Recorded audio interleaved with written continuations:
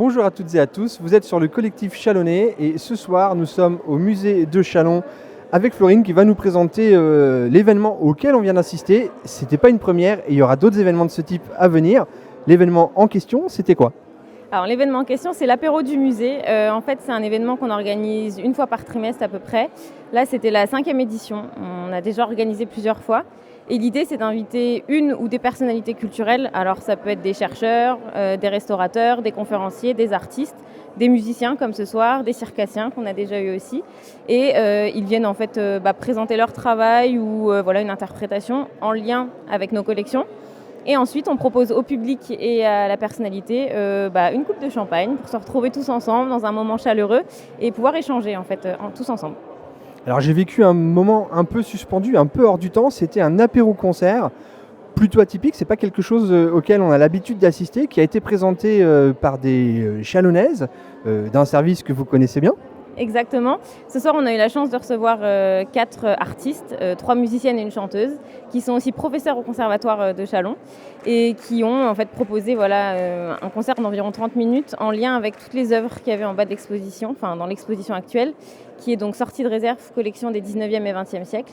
Et elles sont venues, elles ont regardé l'exposition et en fonction de ce qu'elles ont ressenti dans l'exposition, elles ont proposé en fait un programme en lien et elles ont interprété ça ce soir.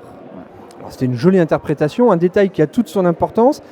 À chaque apéro musée, l'événement culturel qui est présenté au public est en lien avec l'exposition au rez-de-chaussée du musée.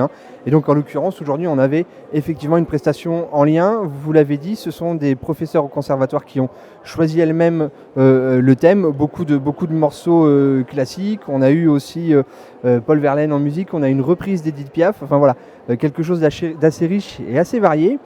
Une quarantaine de personnes ce soir. Comment on fait pour assister aux événements à venir ?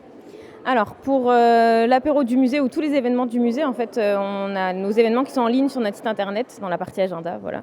Donc musée.chalonschampagne.fr et vous pouvez vous inscrire quand c'est sur inscription directement sur le site internet. Si jamais on reste disponible par téléphone ou évidemment à l'accueil du musée, etc. Voilà. Le prochain événement, vous savez déjà quand est-ce qu'il aura lieu ? Alors, le prochain apéro du musée, on n'a pas la date exacte encore. Ce sera peut-être pour le coup un peu décalé, peut-être début juillet.